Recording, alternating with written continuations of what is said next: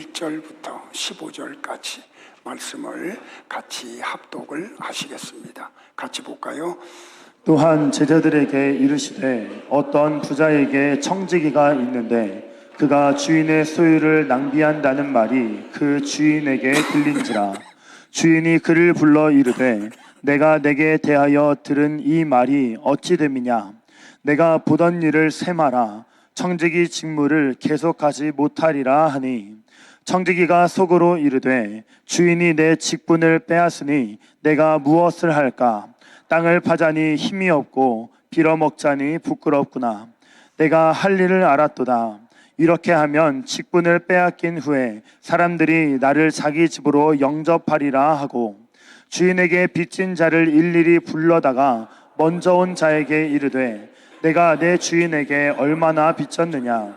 말하되 기름 100마리니이다.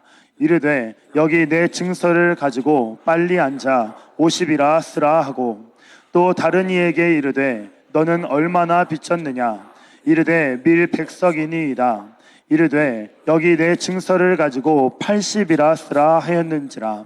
주인이 이 옳지 않은 청지기가 이를 지혜 있게 하였으므로 칭찬하였으니, 이 세대의 아들들이 자기 시대에 있어서는 빛의 아들들보다 더 지혜로움이니라.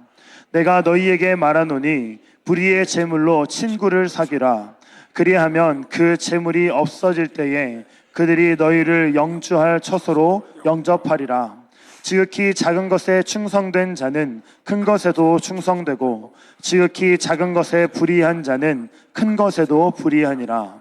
너희가 만일 불의한 재물에도 충성하지 아니하면 누가 참된 것으로 너희에게 맡기겠느냐. 너희가 만일 남의 것에 충성하지 아니하면 누가 너희의 것을 너희에게 주겠느냐. 집 하인이 두 주인을 섬길 수 없나니, 혹 이를 미워하고 저를 사랑하거나 혹 이를 중히 여기고 저를 경히 여길 것임이니라. 너희는 하나님과 재물을 겸하여 섬길 수 없느니라. 바리새인들은 돈을 좋아하는 자들이라.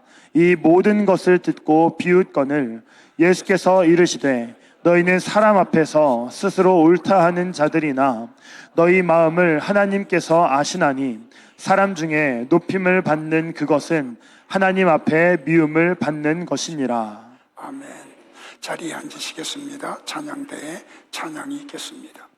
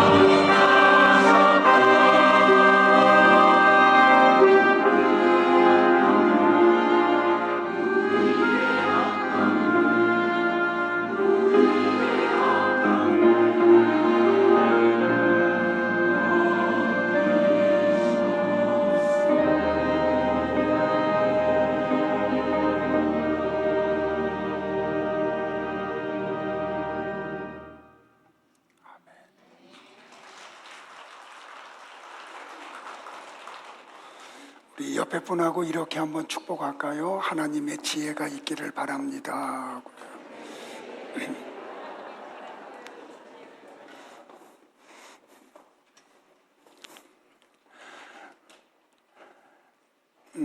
성경을 가리켜서 바울이 이렇게 표현을 하죠. 비밀이라고요. 근데 어느 정도의 비밀이냐면 큰 비밀이라고요.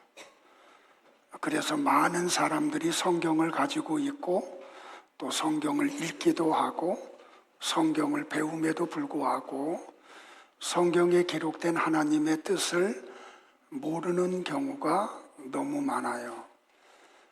제가 볼 때는 교회를 다니는 사람들 가운데 거의 90% 넘는 분들이 성경을 잘 몰라요. 또 바울은 다른 곳에서는 뭐라고 표현을 했냐면 성경은 신비로운 것이다. 그러니까 신비한 계시라고 하죠.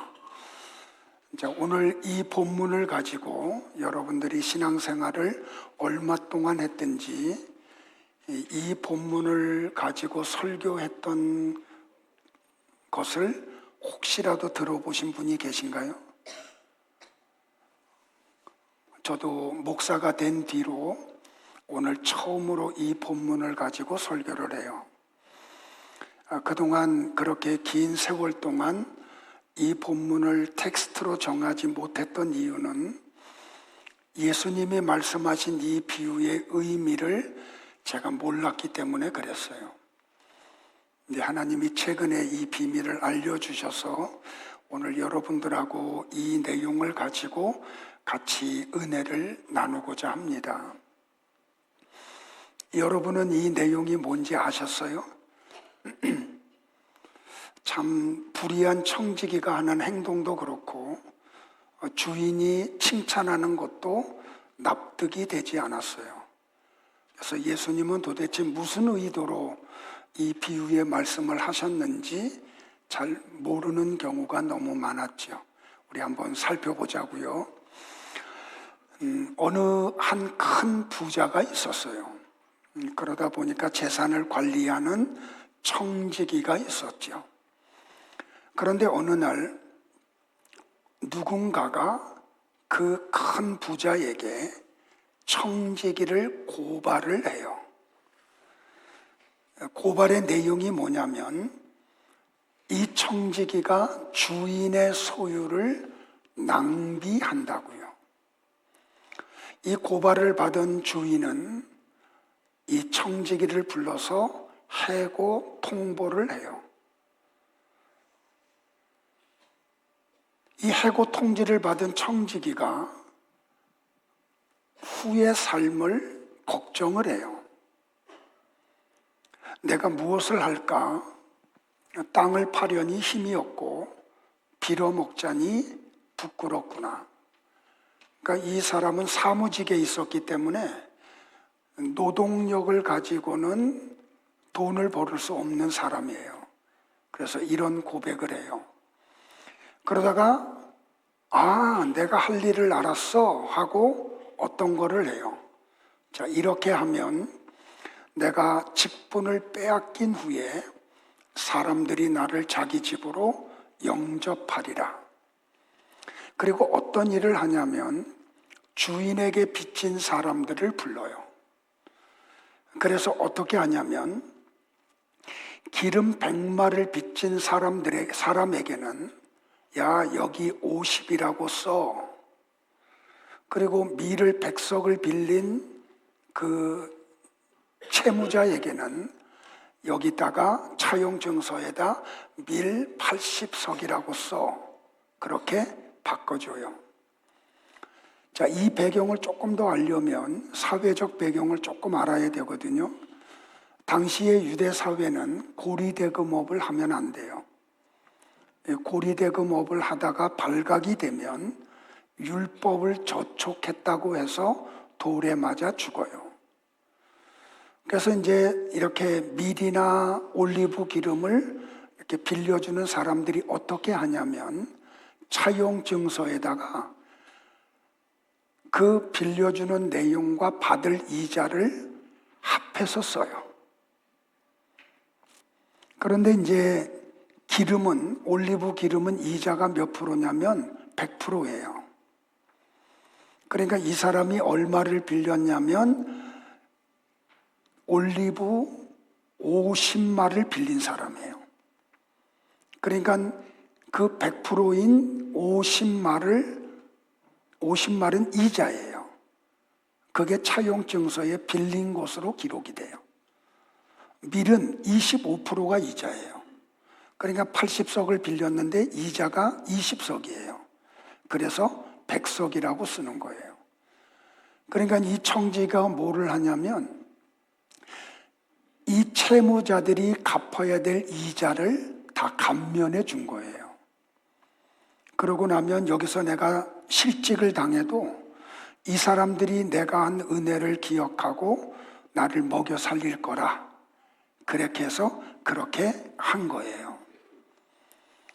그런데 이 불의한 청지기가 한 행동이 또 주인에게 들려요. 그러면 주인이 어떻게 해야 맞아요? 아주 그냥 혼을 내야 맞잖아요. 그런데 주인이 이 불의한 청지기가 한 것을 책망을 안 해요. 오히려 이렇게 말해요.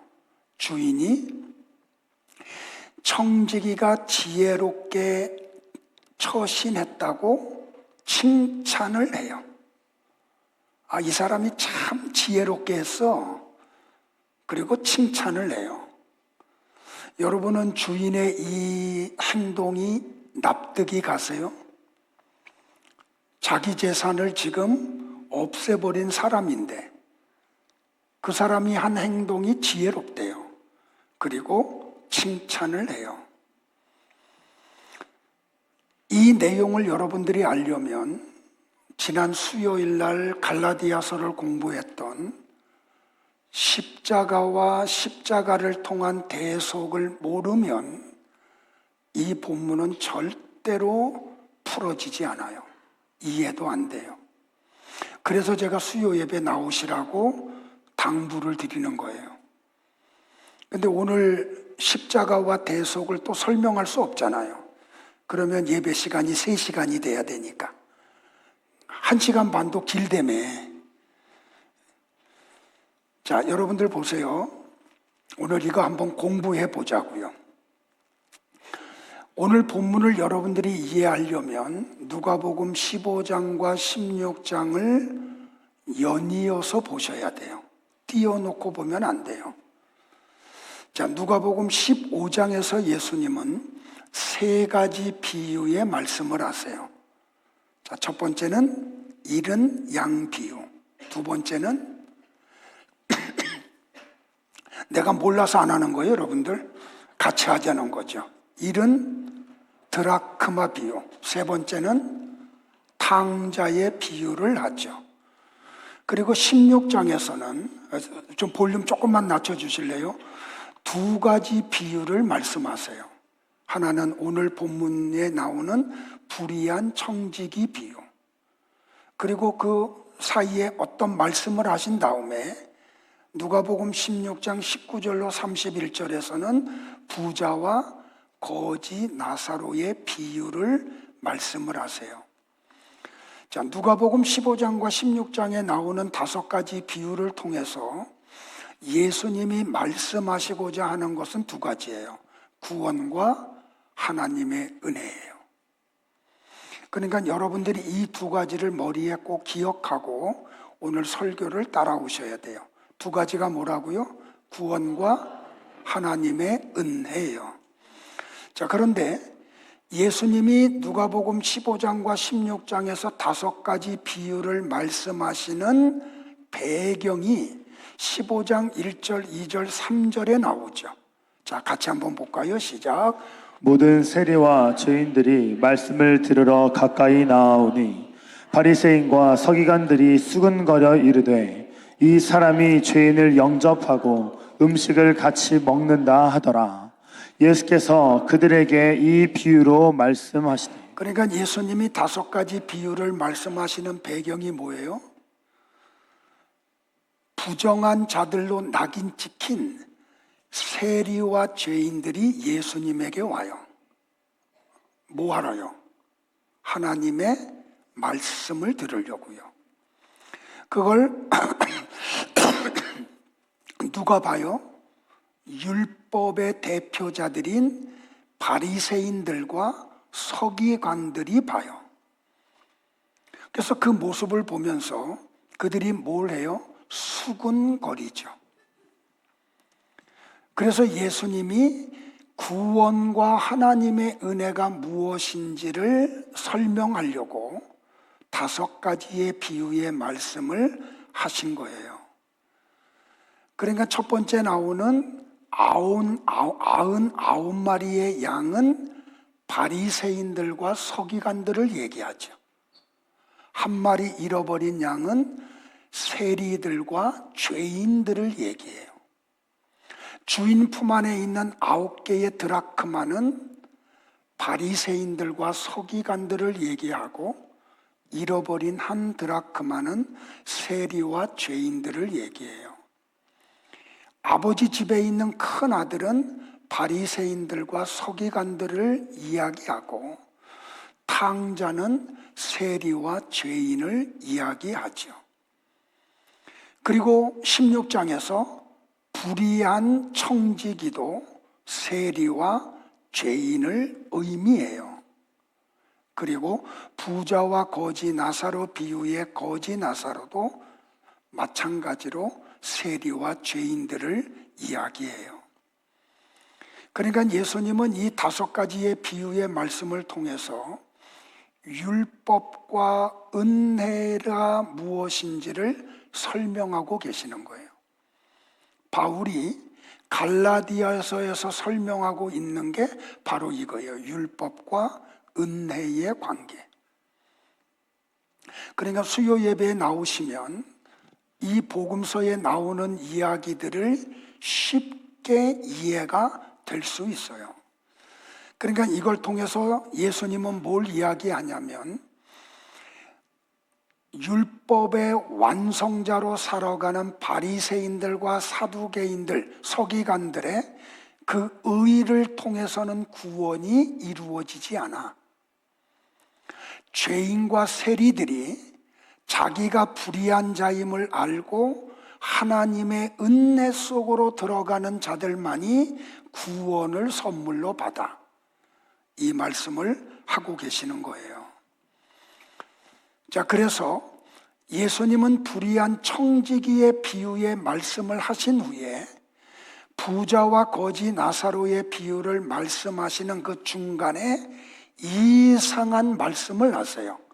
그러니까 여러분들이 이 2 비유 사이에 있는 예수님의 말씀의 의미가 뭔지를 아셔야 2 비유를 말씀하시는 의도를 알 수가 있어요. 자, 같이 한번 중간에 있는 내용을 볼까요? 지파인이 2 주인을 섬길 수 없나니 혹 이를 미워하고 저를 사랑하거나. 조금 설명을 드릴게요. 여기 2 주인은 누구를 이야기하냐면 율법과 은혜를 이야기해요. 그러니까 우리는 율법을 통해서도 구원받고 은혜로도 구원을 받는 게 아니에요. 갈라디아서의 내용이 다 똑같은 이 얘기를 해요. 그러니까 혹 이를 취하거나 혹 저를 취하거나. 그러니까 바리새인들과 서기관들과 같이 율법을 지킴으로 스스로 구원을 쟁취하는 삶을 살든지, 나에게서는 어떤 것도 나올 수 없으니 십자가로 가서 하나님의 은혜를 통해 구원을 선물로 받든지, 요 얘기하는 거예요. 자, 혹 이를 중히 여기거나 저를 경히 여길 것임이니라. 똑같은 얘기예요. 율법을 취할 거냐 은혜를 취할 거냐. 너희는 하나님과 재물을 겸하여 섬길 수 없느니라. 이것도 똑같아요. 은혜로 구원을 받을 거냐 재물로 구원을 받을 거냐. 그래서 수요일에 제가 찬양했죠. 돈으로도 못 가요, 힘으로도 못 가요. 어디? 하나님의 나라. 뭘로만 가요? 거듭나야 가요. 뭘로 가요? 믿음으로만 가요. 자, 자, 그 다음 절 볼까요? 바리새인들은 돈을 좋아하는 자들이라. 이걸 문자 그대로 이해하면 여러분들은 이 비유를 알 수가 없어요. 단순히 세상의 돈을 좋아한다는 뜻이 아니에요. 은혜를 포기하고 율법을 지켜서 스스로 하나님의 나라에 가고자 한다는 의미예요. 자, 이 모든 것을 듣고 바리새인들과 서기관들이 비웃어요. 그러자 예수님이 그 비웃는 바리새인들과 서기관들에게 계속해서 말씀하시죠.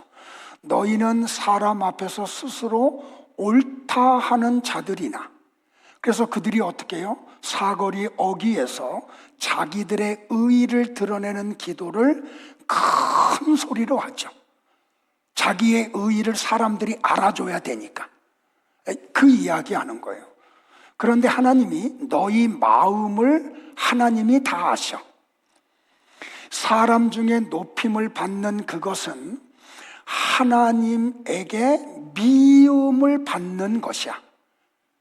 그러니까 너희들이 스스로 율법을 지켜서 의로운 사람이 돼서 하나님의 나라에 가려고 하는 건 하나님이 미워하시는 거야. 너희들이 하나님이 사랑하는 게 뭔지 아니? 은혜를 사모하고 은혜 속으로 나아가는 거야. 이 말씀 하시는 거예요. 자, 그러면서 이 말씀을 하죠. 율법과 선지자는 어디까지라고요? 여기 요한은 어떤 요한? 세례 요한을 얘기해요. 자, 율법과 선지자는 세례 요한의 때까지요. 그죠? 자, 세례 요한이 뭘 해요? 예수님을 소개하잖아요. 야, 보라.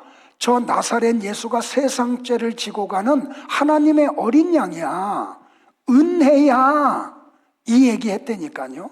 그리고 요한은 어떻게 해요? 이 땅을 떠나요.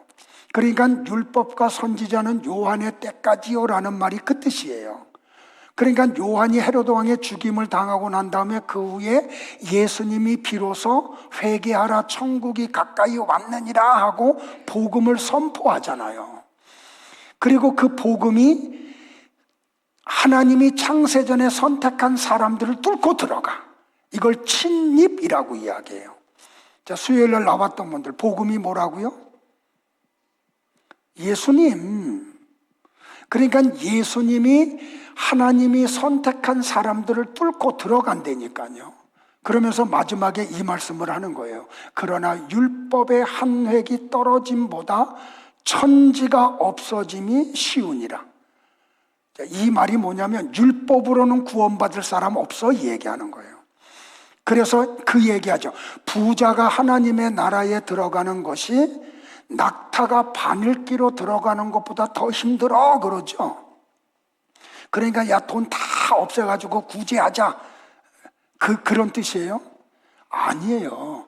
율법의 행위로 구원받는 것은 아예 불가능하다는 말씀을 예수님이 하신 거라니까요. 자, 이렇게 친절하게 설명 들어도 모르면 그거는 이제 내 책임 아니야. 자, 조금 더 가까이 여러분들.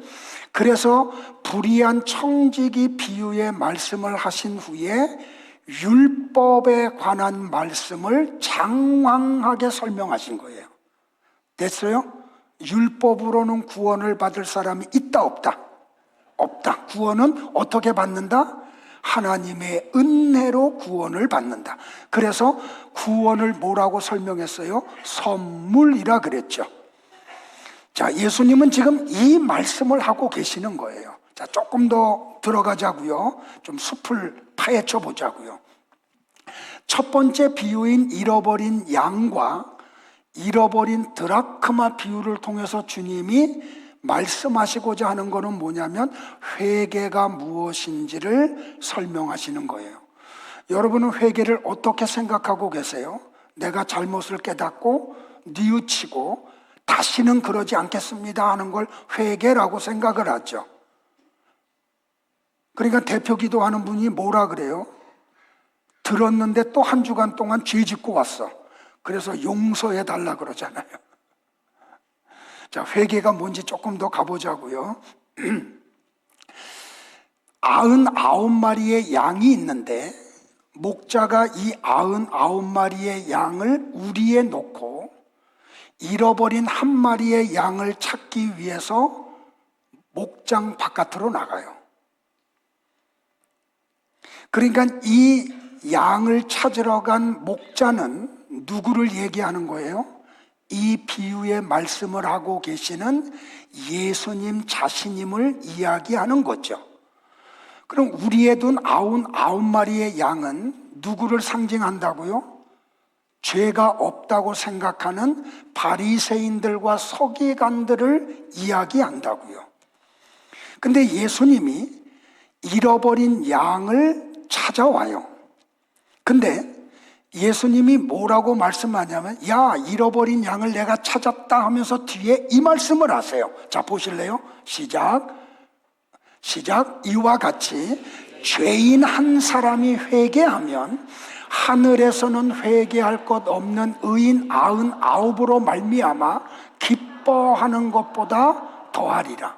자, 보세요. 예수님은 지금 회개를 어떻게 설명하고 계시냐면, 목자를 잃어버렸는데 목자가 가서 찾아냈어. 그러니까 이 잃어버린 양이 목자를 통해서 찾아짐을 받았어요. 그걸 예수님은 뭐라고 설명했어요? 그게 회개야 라고 얘기해요. 자, 이런 드라크마 비유를 말씀하시고 난 다음에 이 드라크마를 예수님이 의인화해요. 자, 의인화라는 말은 드라크마를 사람으로 취급해서 얘기를 해요. 그래서 이 이른 드라크마 비유를 말씀하고 난 다음에 이렇게 주님이 말씀하시죠. 또 볼까요? 시작. 내가 너희에게 이르노니 이와 같이 죄인 한 사람이 회개하면 하나님의 사자들 앞에 기쁨이 되느니라. 자, 드라크마를 잃어버렸는데 드라크마가 스스로 주인에게로 와요. 주인이 잃어버린 드라크마를 찾기 위해서 가구를 다 드러내고 방을 쓸어. 그래서 마침내 드라크마를 찾았어요. 그런데 이 드라크마를 예수님은 사람으로 얘기하죠. 죄인으로 이야기해요. 그러면서 이렇게 얘기해요. 죄인 한 사람이 회개하는 게 뭐다? 주인에 의해서 잃어버렸던 드라크마가 찾아짐을 받는 것. 이걸 회개라고 예수님은 말씀을 하셨어요. 그러니까 회개조차도 인간에게서 나오는 게 아니에요, 여러분들. 하나님의 사랑이 우리에 쏟아져서 우리는 하나님의 존재 자체도 몰라. 내가 죄인인지도 몰라요. 영이 죽어 있는지도 몰라요. 그래서 하나님의 나라에 들어가는 소망조차도 없어요. 그런데 하나님이 우리를 찾아오세요. 그리고 우리에게 죽었던 영을 살려주시고 믿음을 선물 주셔서, 야, 너 영이 죽어 있었어. 그걸로는 지옥 가. 그래서 내가 예수를 너희들을 위해서 보냈어. 그리고 믿음까지도 선물 주시고 그 예수를 믿어야 네가 천국에 가. 이걸 뭐라고 얘기한다고요? 회개라고 얘기해요. 그러니까 회개조차도 하나님의 선물인 거죠. 하나님에 의해서 찾아짐을 당한 것, 그걸 회개라고 예수님이 말씀하셨다니까요. 그러니까 회개는 하나님이 창세전에 나를 선택하시고 그리고 이 땅에 나를 찾아오셔서 구원하신 것까지를 회개라고 이야기해요. 자, 세 번째 비유는 뭐예요, 여러분들? 탕자의 비유죠. 자, 이 탕자의 비유를 통해서는 지금 예수님이 무슨 말씀을 하시냐면 하나님의 국률과 자비와 사랑이 무엇임을 설명하고 계세요. 자, 이 배경은 설명을 안 드려도 아시죠, 그죠? 아버지가 시퍼렇게 두 눈을 뜨고 살아계신데 둘째 아들이 아버지에게 와서 아버지 언젠가 돌아가실 거잖아요. 그때 줄 유산을 지금 미리 땡겨서 주세요. 호로 자식이죠. 그런데 아버지가 이 아들에게 당신이 죽은 후에 둘째 아들에게 줘야 될 유산을 미리 줘요. 그랬더니 이 자식이 그 유산을 가지고 타국으로 가죠.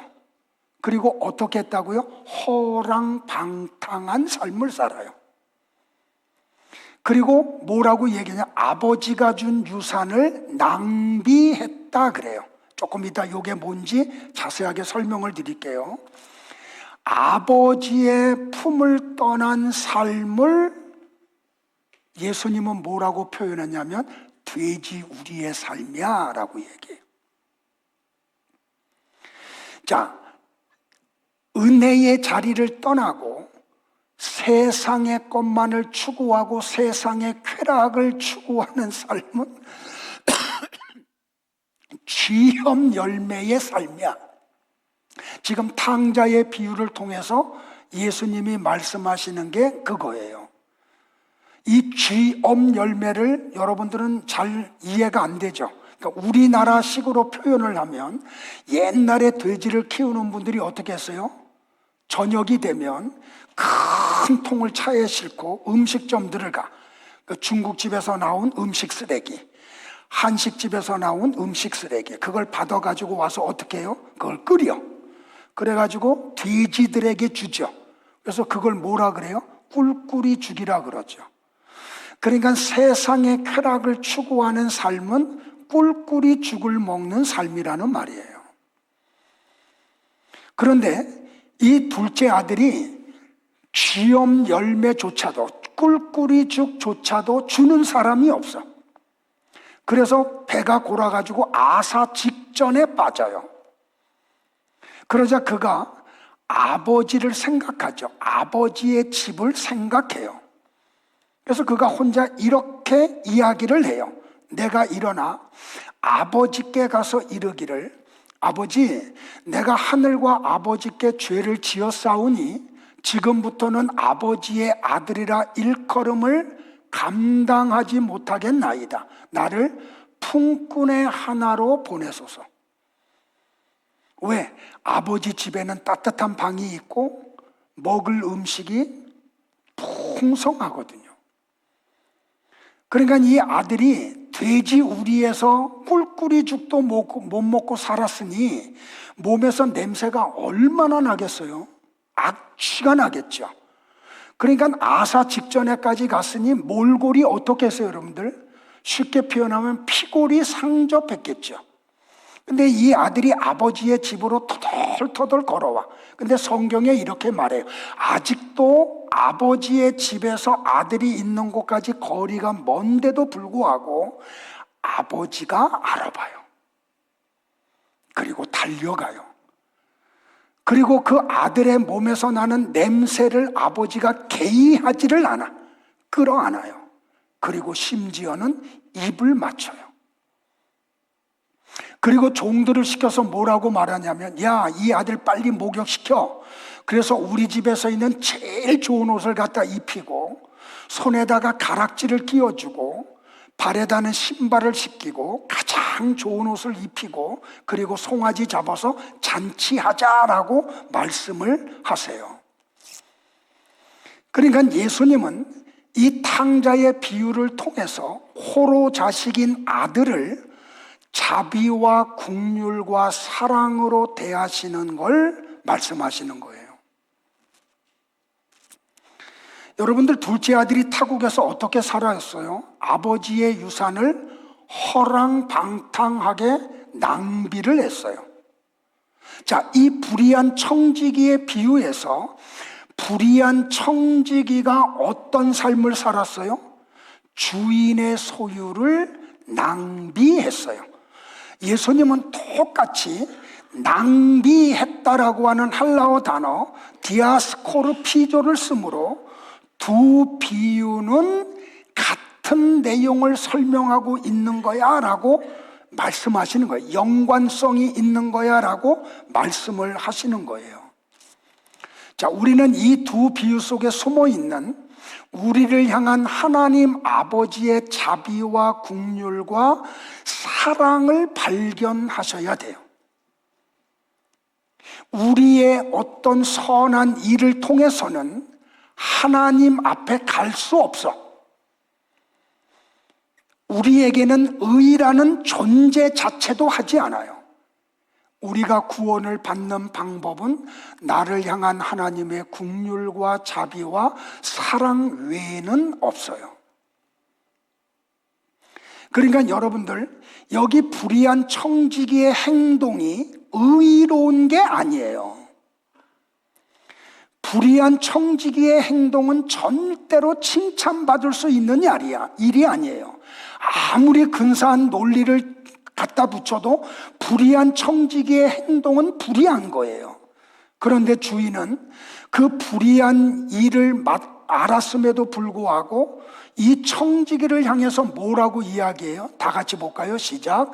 주인은 옳지 못한 이 재산 관리인이 이를 지혜롭게 처리한 것을 보고 오히려 그를 칭찬하였다.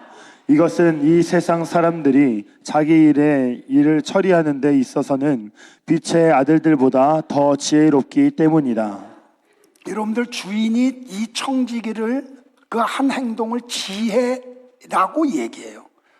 그러면 나와 여러분은 이 주인이 말한 지혜가 무엇인지를 아셔야 되겠죠. 왜? 지혜가 뭔지를 모르면 이 비유를 말씀하시는 예수님의 의도를 우리는 알 수가 없어요. 그래서 한번 지혜가 뭔지 한번 찾아가 보자고요. 자, 우리는 오순절 설교를 들어서 좀 이게 쉽게 이해가 돼. 자, 구약의 첫 번째 오순절 날 하나님이 이스라엘 백성들에게 뭘 줘요? 율법을 줘요. 자, 이스라엘 백성들에게 율법이 딱 떨어지자, 법이 떨어지자 뭐가 드러나요? 이스라엘 백성들의 죄가 드러났죠. 자, 그러면 여기 불의한 청지기를 주인에게 고발한 사람은 누구예요? 율법이에요. 그러자 그의 불의가 드러나 버렸잖아요. 그러니까 이 율법을 상징하는 바리새인들과 서기관들이 지금 주인에게 청지기의 불의를 고발한 거라니까요. 자, 조금 더 부연해서 설명할게요. 하나님이 첫사람 아담과 하와를 창조하죠. 당신의 형상과 모양을 따라. 그리고 언약을 맺으세요. 자, 에덴 동산에 있는 모든 나무의 열매는 너희들이 임의로 먹어도 돼. 그러나 동산 중앙에 있는 선악을 알게 하는 나무의 열매는 먹지 마. 먹으면 죽는다. 그런데 사단의 미혹을 받은 아담과 하와가 선악을 알게 하는 나무의 열매를 먹어요, 안 먹어요? 먹어버려요. 자, 그러자 이 타락한 인간들이, 죄가 들어온 인간들이 선악을 정해. 뭘 가지고요? 그들이 가지고 있는 윤리와 도덕을 가지고 선을 정해놔. 그래서 이 선을 미치지 못하는 걸 악이라 그러고, 윤리와 도덕이 요구하는 삶을 초월해서 사는 걸 선이라 그래요. 이 기준을 정해놔 버렸다니까요. 근데 여러분들, 성경이 말하는 선과 악은 뭐예요? 제가 그래서 여러분들에게 세상 사람들이 쓰는 단어의 개념과 성경이 말하는 단어의 개념을 자꾸 설명을 드리죠. 왜 그러냐면, 여러분들이 선악을 이야기할 때도 세상에서 말하는 선악의 그 개념을 가지고 와서 성경 말씀을 적용해요. 그러니까 이 말씀이 절대로 알아질 수가 없죠. 그래서 제가 자꾸 단어 정리를 해드리는 거예요. 자, 성경적인 선과 악이 뭐예요? 하나님이 선이에요. 하나님 밖에 있는 모든 게 다 악이에요. 수요 예배에서, 그래서 수요 예배 때는 여러분들에게 말할 수 없는 더 깊은 얘기를 하고 있다니까요. 지금 여기서 얘기하면 뒤집어질 사람들이 너무 많으니까. 왜? 세상적인 단어 개념으로 이걸 자꾸 가지고 있거든요. 자, 다시요. 성경이 말하는 선과 악이 뭐라고요? 하나님이 선이에요. 하나님 당신 자신이 선이야. 그러니까 하나님 밖에 있는 모든 것은 다 악이에요.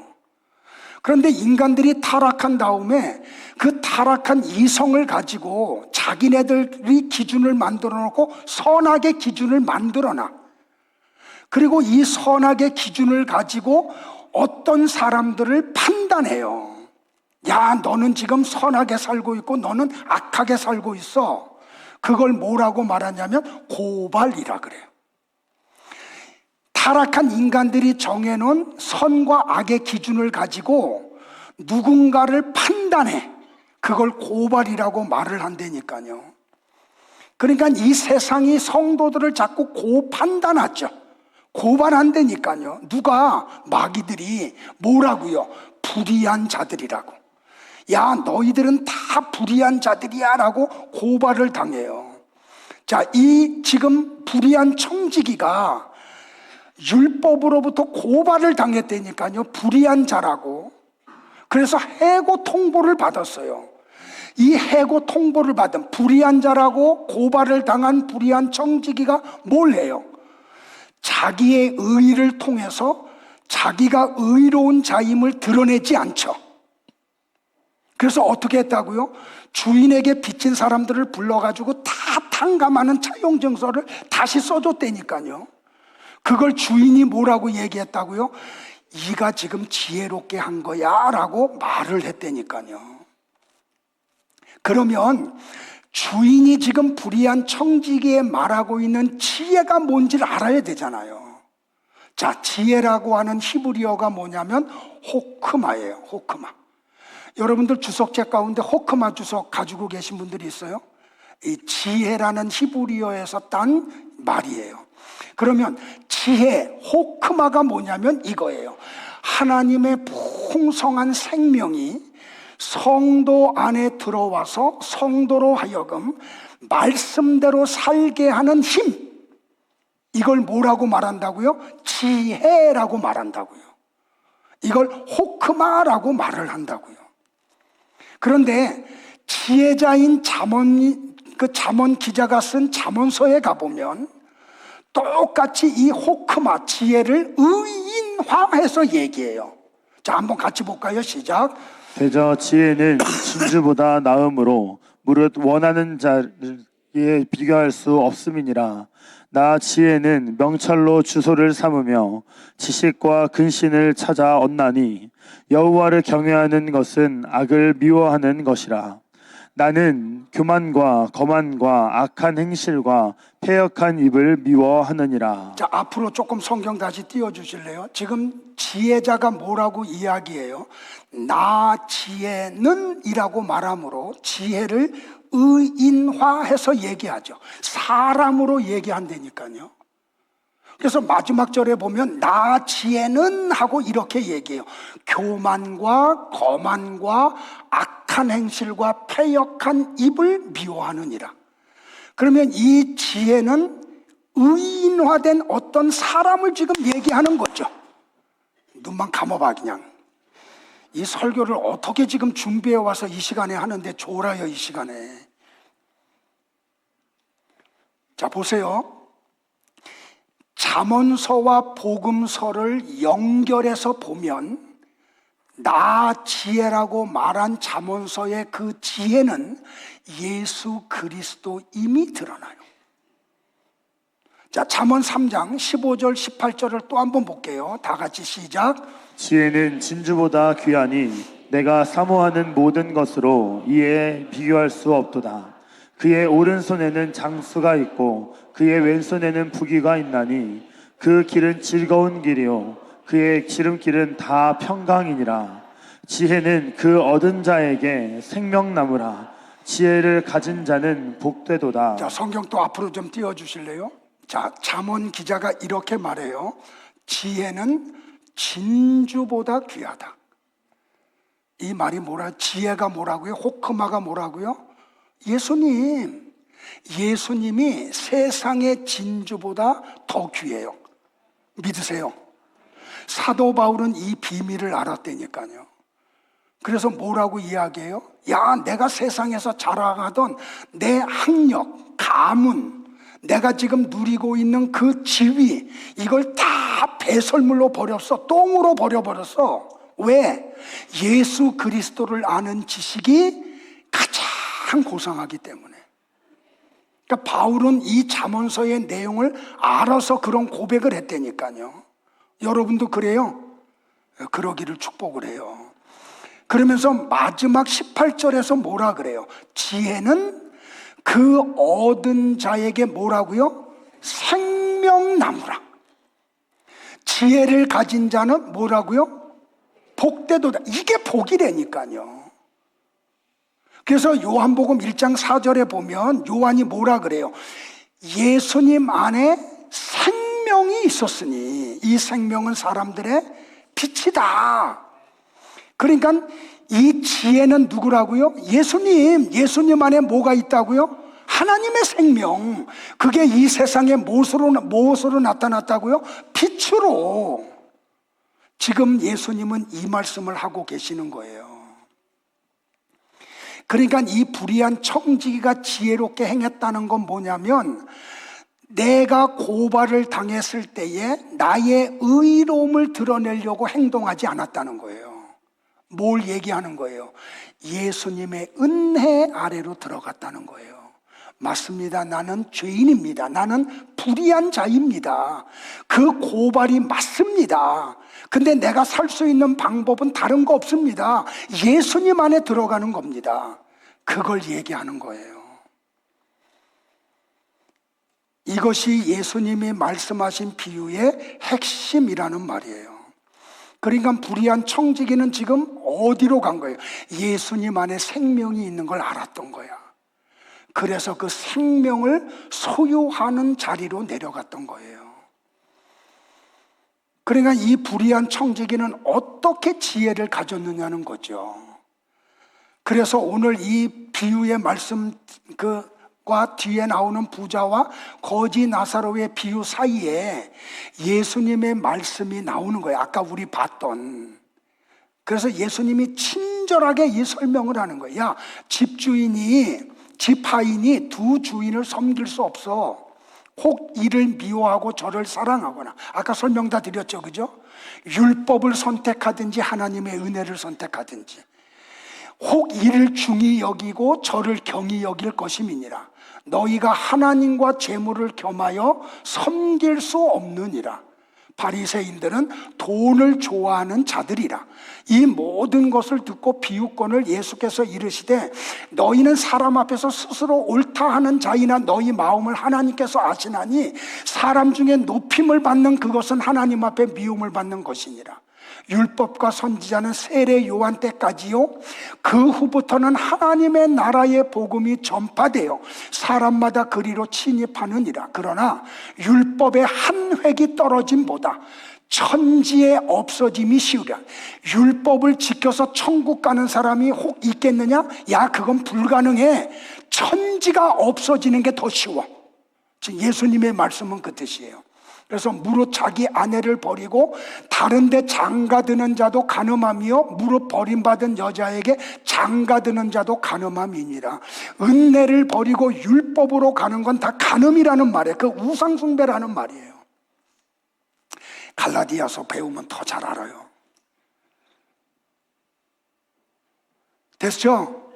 지금 예수님은 이 얘기를 하고 있는 거라니까요.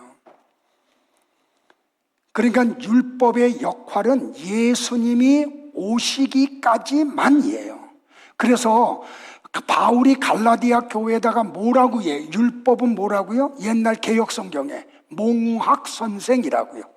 지금 개역 개정 성경은요, 초등교사라고요.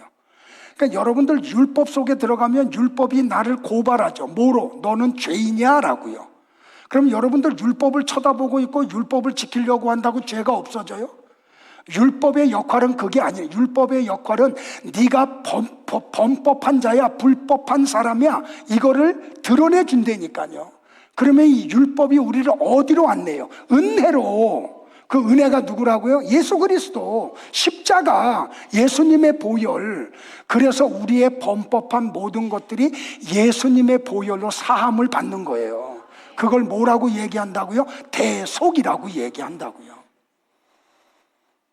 됐어요, 여러분들?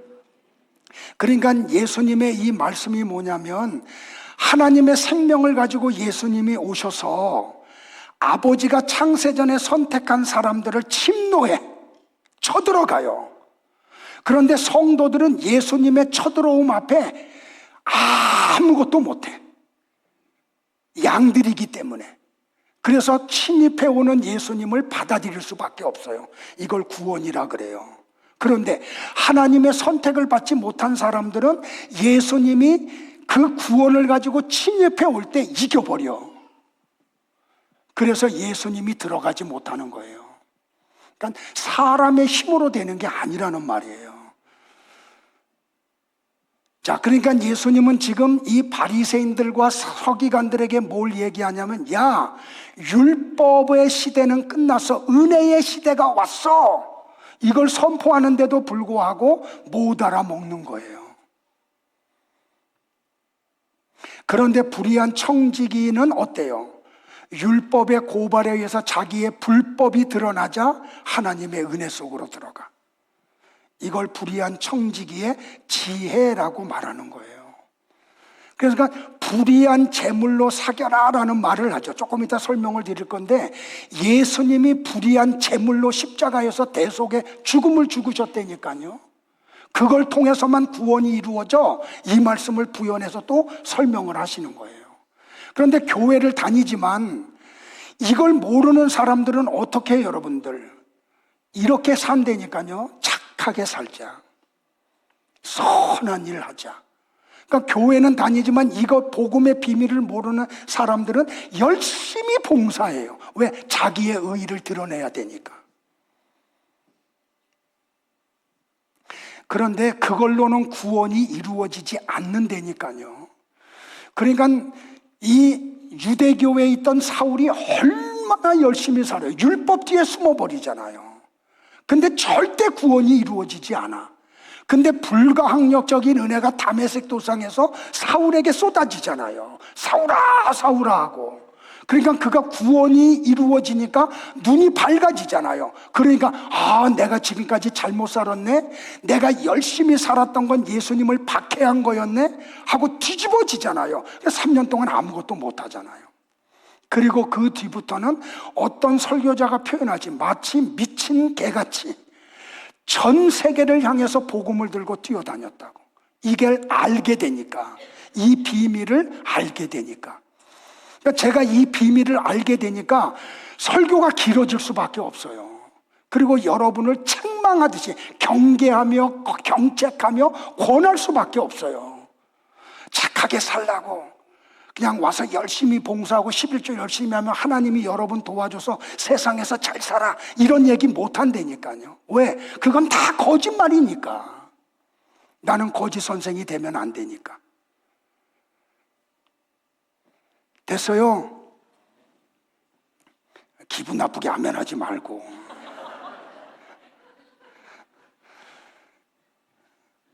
자, 그 다음에 두 번째, 주인이 이 불의한 청지기가 지혜롭게 행했다고 하고 뭐라 그래요?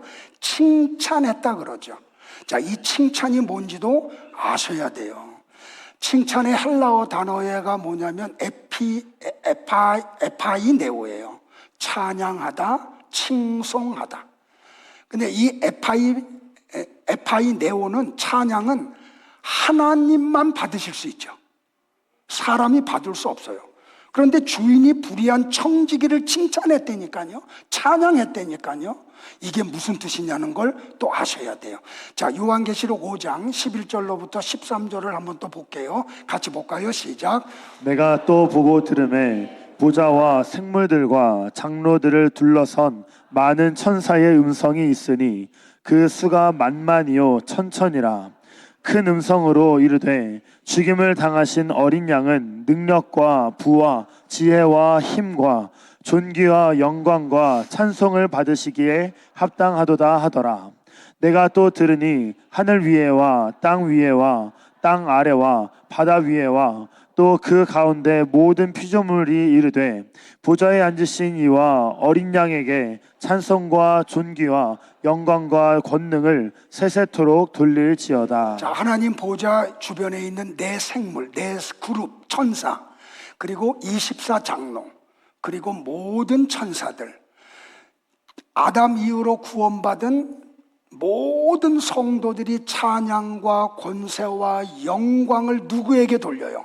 하나님과 그의 아들 예수 그리스도에게 돌려요. 그러니까 나와 여러분의 찬양을 받으실 수 있는 분은 하나님과 예수 그리스도 밖에는 계시지 않아요. 그런데 본문에 보면 이 찬양이 불의한 청지기에게 지금 돌려지고 있죠. 이게 무슨 뜻이냐는 거예요. 자, 예수님은 요한복음 15장 16절에서 이런 의미심장한 말씀을 하세요. 너희가 나를 택한 것이 아니요 내가 너희를 택하여 세웠다라고 말해요. 그러니까 예수님은 아버지가 창세전에 선택한 성도들의 모든 불법, 죄를 가지시고 십자가에서 죽으세요. 그러니까 이 십자가에서 성도의 죄를 짊어지고 죽으신 그분을 예수님은 지금 불의한 제물이다, 내가 불의한 제물이야 라고 말씀을 하시는 거예요. 그리고 난 후에 성도들의 영을 살려내시죠. 그리고 예수님이 영으로 성도들 안에 들어오세요.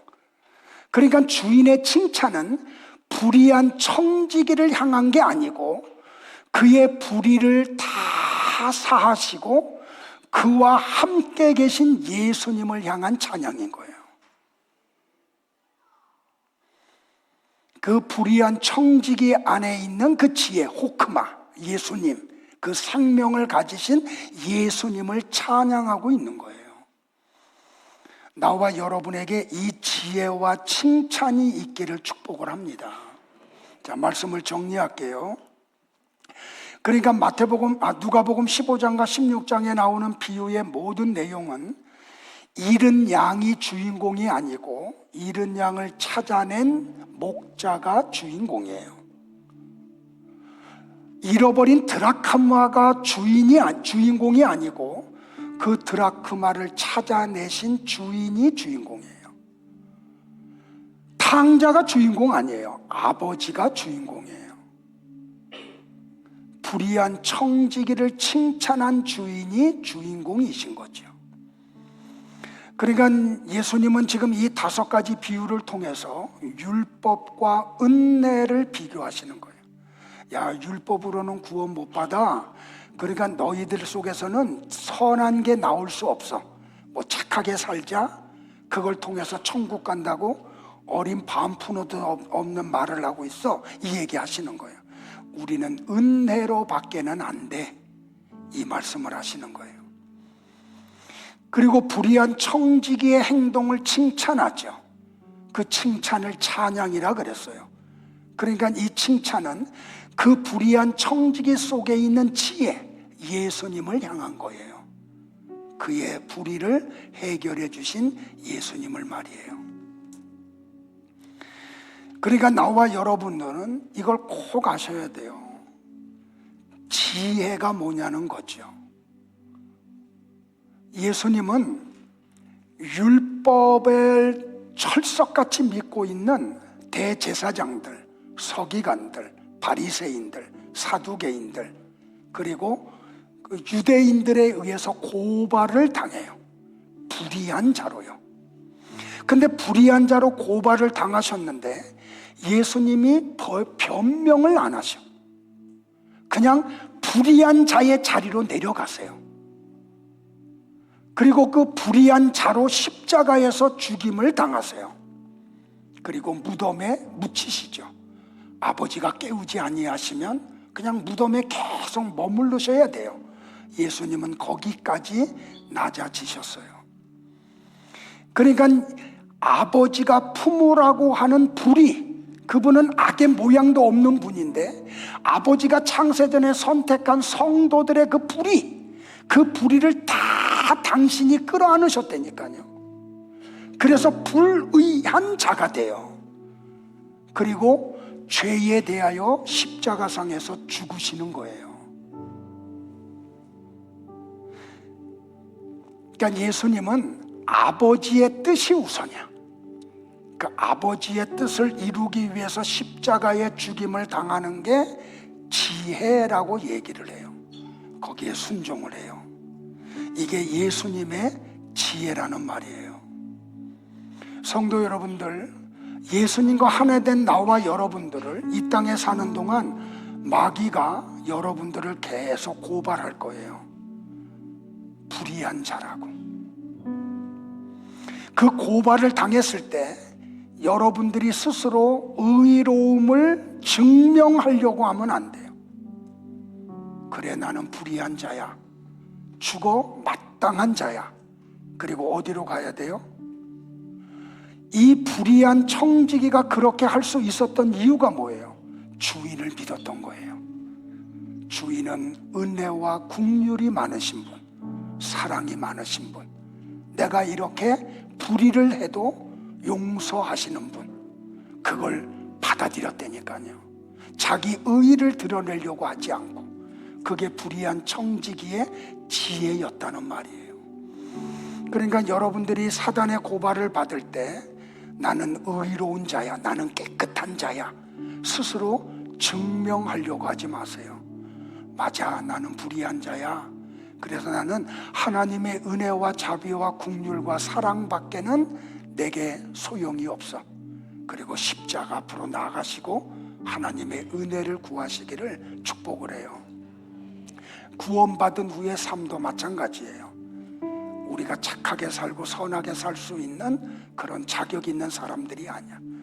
주님이 나를 도와주셔야만이 나는 협착한 길을 걸어갈 수 있고 좁은 길을 좁은 문을 향해 갈 수 있는 존재임을 처절하게 깨닫고 하나님만 바라보시기를 바라요.